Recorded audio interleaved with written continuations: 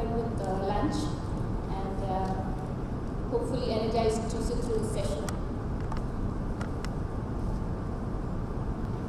So just to give a little bit of more background about the company that I come from, I am the country manager for MWH India Private Limited. MWH is a global environment, health, safety and engineering consulting firm with offices in 35 countries across 6 continents. And we provide environment, health and safety services throughout the life cycle of the industry, from new construction or an acquisition to integration and operational improvement and even facility closure and divestiture. Of late, in the middle of 2016, MWH has become part of the Chemtech group in Canada, and together we are a 22,000 plus strong employee company, and which has a much wider footprint. I started my career as an environmental consultant almost 12 years ago, and I remember when I started off visiting facilities, conducting audits for environmental safety compliance. The environmental performance of facilities was typically centered around complying with the consent to operate with hazardous waste authorization. And irrespective of which industry I went to, there were some issues that were so common that they almost ran like a thread through the industry. I could rattle off some of them, which would be incomplete disclosure of information in the permit applications, or lack of ambient air monitoring, and lack of acoustic enclosure for DG sets. Simple things like that. But over the years, things have changed, improved, industry has improved, and regulations have evolved. The regulatory authorities are more proactive, and together it is all coming together for a more sustainable approach towards environment. Today we will look at environmental sustainability and the regulatory framework that the industry has to comply with to be environmentally sustainable. So, gone are the days when the environmental performance expectation from industry was limited to just complying with the law of the land. Though that still remains the most essential aspect of the environmental performance, there are many other requirements that the industry has to comply with today, and they come from different quarters. The government, of course, proposes the legislative requirements. The industry associations are very key in shaping the environmental performance of the industry. There are funding agencies, and as Mr. Kopat mentioned, the customer is also a key player in this.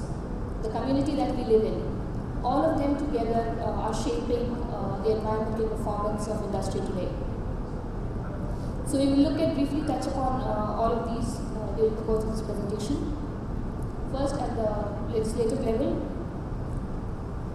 the environmental legislation in India really started in the 1970s with the Wildlife Conservation Act and the Water Act.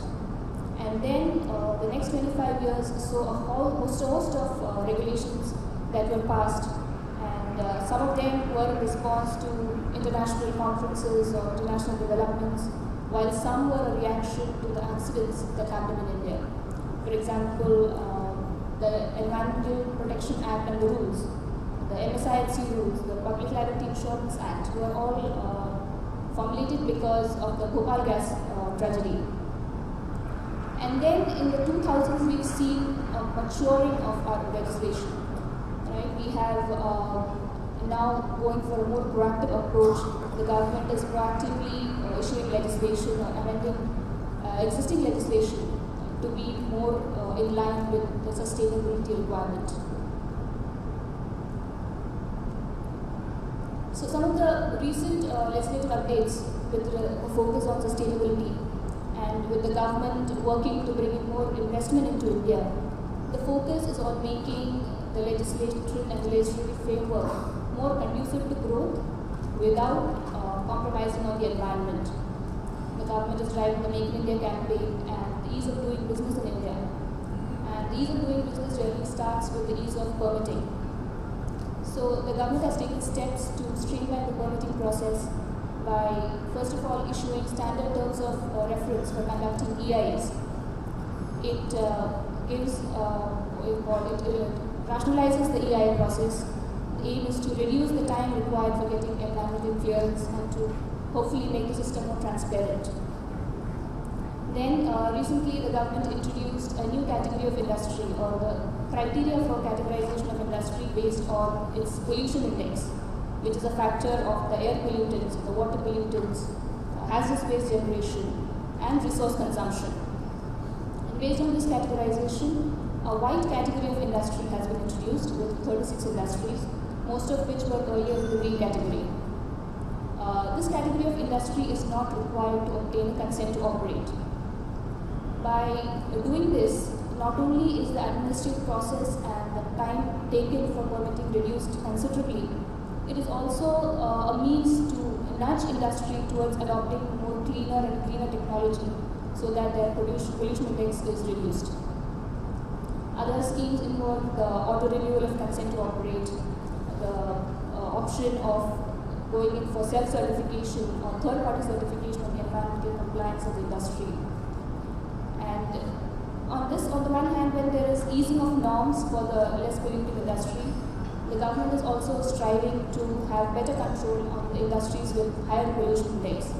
So they have introduced the online monitoring of emissions and air emissions and wastewater discharges for 17 hazardous industries. Then of course, a couple of projects that our company also has worked on, we see that when industry is required to use groundwater, there is better control on the extraction because industry is required to obtain permission from the groundwater authority.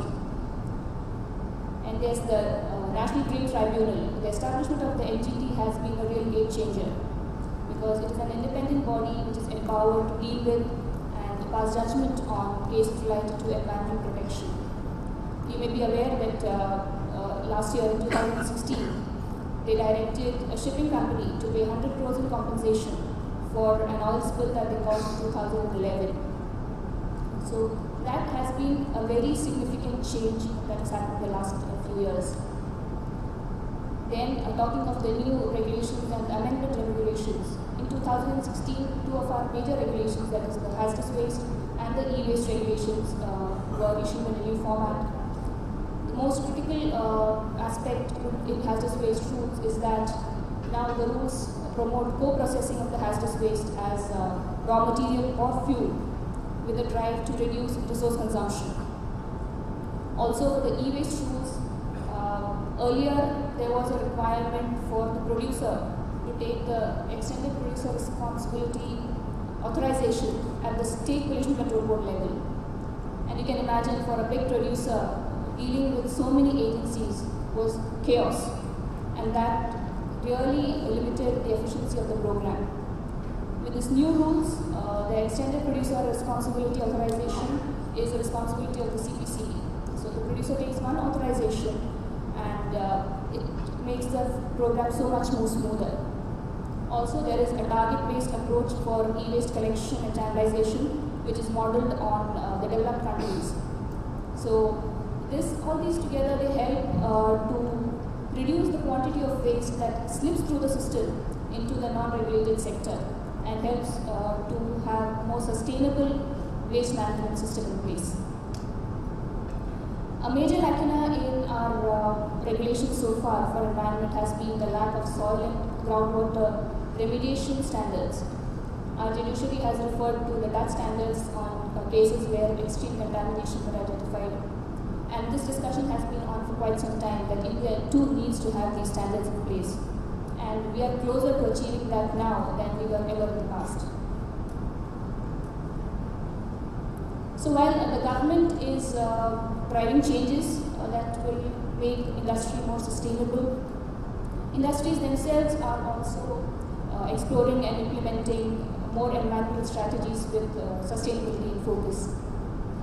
Like the water-intensive industry, the food and beverage industries, or the chemical industries, they're looking at zero discharge, reusing the treated water into utilities or the process to the extent possible. The food and beverage industry is looking at source vulnerability assessment for water because that is their major source, and they are looking at community watershed management. These are all drives that the industry has been taking upon its own to improve its sustainability performance. then you will all agree that the supply chain management, which is driven largely by the chemical and the pharmaceutical industry, that is very key to ensure the sustainability of the business. And while there is partnering and exchanging of knowledge when it is between companies of the same size or of the same, who have the same vision, it is when it is percolating to the small and medium enterprise sector of the suppliers that sustainability really is driven through the system. Now ISO 20400, the standard, is also being rolled out this year with a focus on sustainable procurement.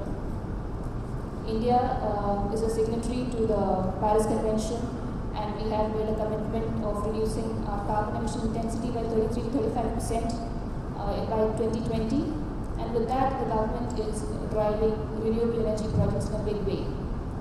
Our company has worked on a few renewable energy projects, and we know that industry is really latching onto this. So these are all initiatives that will in the long term pay off and make sure that industry becomes more sustainable.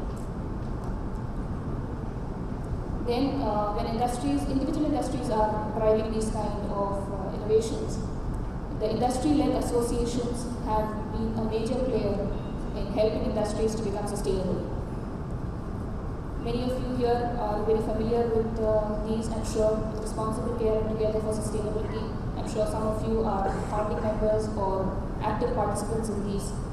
Both of these provide frameworks for organizations to manage their environmental performance, sustainability, and improve it. And both of them have pollution prevention, product stewardship, and environment as key aspects. We are all in business to make fair profit, and everybody needs capital, which is where the funding agencies play a major role to drive sustainability. The International Finance Corporation, they have issued performance standards based on environmental and social aspects, and also general EHS guidelines, industry-specific EHS guidelines, which are used by the funding agencies for project review. These guidelines and standards require assessment of the environmental and social impacts of the proposed project, stakeholder engagement, public consultation, development of plans to manage the environmental and social impacts of the project, and ongoing monitoring and closure and mitigation of the impacts. Increasingly, whether it is the international financial institutions like the World Bank or the ADB or the private equity firms, they are all using these standards to make sure that the money that they are putting in is into the right project. So industry has no choice but to be sustainable by design. And then of course there are the voluntary initiatives that industry takes upon itself, either to challenge itself to improve its performance or to improve its brand value. Some of them, one of those is the Global Reporting Initiative or the GRI report, which uses sustainability reporting as a means to improve the company's or the organization's sustainability performance. It talks of materiality, which means identifying the key environmental, social, and economic impacts that the organization has, and to develop programs to improve their performance on those metrics and report them. The advantage that this has is that it, of course, challenges industry to better itself every time, but it also helps the stakeholders to know more about the organization, and of course, it increases the brand value of the organization in the market. The ISO 14001 standard, it has been around for a long time, but the latest standard has introduced two new concepts, one of leadership and one of the context of the organization, which is in line with the materiality aspect that the GRI talks of. Here also, the standard is seeking to make the top management responsible for identifying the key aspects and impacts of its functioning, and to ensure that all the stakeholders are adequately taken care of and this company functions in a sustainable fashion. So we saw that industry today is governed by various factors as far as its environmental sustainability is concerned. there is the government, the industry associations, the funding agencies, and the external stakeholders. And this, the requirements that all of them have, the lines between these requirements are slowly blurring. Like the gap in the legislation is filled by requirements from the funding agencies. The industry associations with their domain knowledge have specific requirements of the industry. And of course, the community and the customer also have requirements. And the brand value, we are at the age of social media. Any news, good news or bad news, travels very fast. So any good moves that the industry makes to improve its sustainability performance automatically increases its brand value. So it is now really up to the industry to take up the challenge and take proactive measures to make sure that they are operating in an environmentally sustainable way and become good global corporate citizens of tomorrow.